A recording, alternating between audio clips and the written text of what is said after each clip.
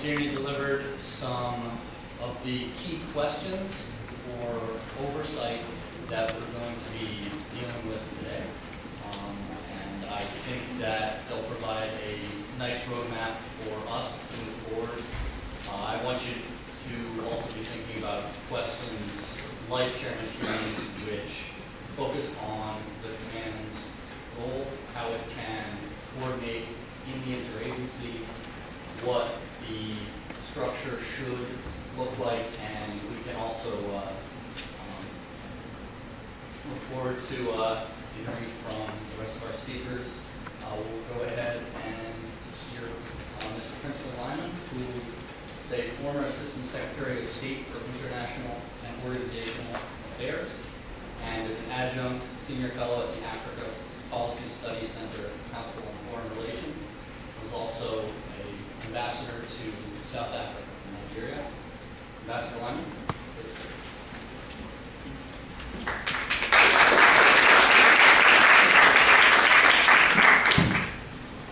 Thank you very much, Dan. Thank you, Mr. Lyman, and the Center for Advanced Studies for organizing this very timely, very valuable meeting. And Congressman Tierney has really started us off very well with a number of issues. In fact, I'm making notes on mine. He's taken that issue off the table.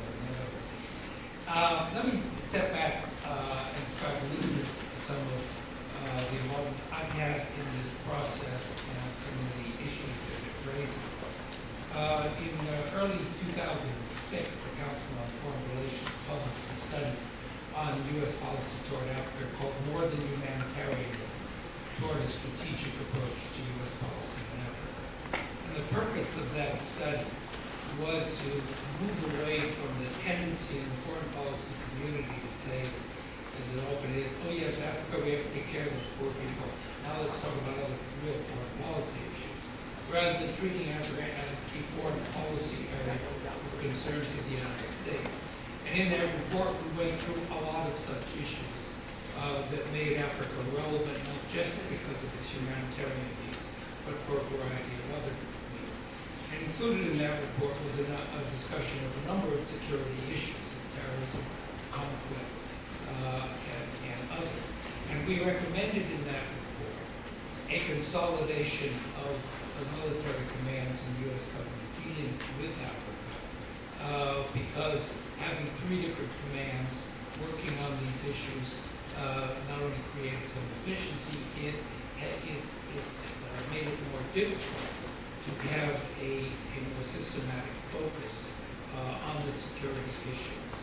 It was also true at that time that there was confusion in the United States government about just how important such strategic and security issues were.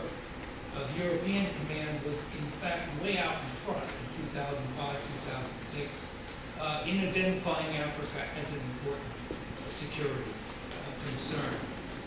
UCOM found itself involved in Africa over and over again in one way or another, and General James Jones, now the National Security Advisor, said, you know, this is where the action is, not so much in Europe as it is in Africa. And all of that was a prelude to Africa. And as I said, we have recommended that. We did some other hearings and public meetings like the Congress did on AFRICOM, and the issues that Congressman Tierney raised came up very quickly. Just what was its focus? How would it be organized? How would it address African issues and concerns, etc.? And as the Congressman indicated, it got off to a very bad start.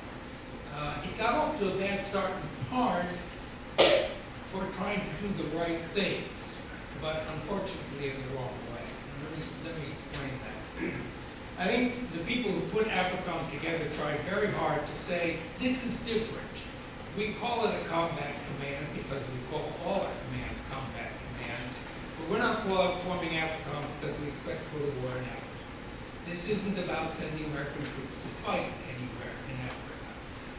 What we want to do in terms of Africa's security needs is lend support to conflict resolution and other security issues, but also to be a source of support for development, democracy, education, and health.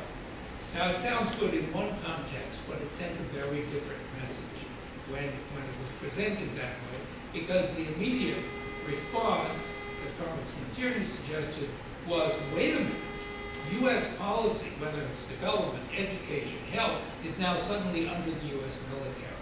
And we have a militarization of American policy in Africa.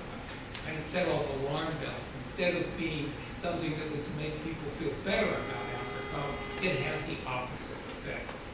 And it was further a problem because there was some concern within the civilian agencies of the U.S. government about the implications of Africa.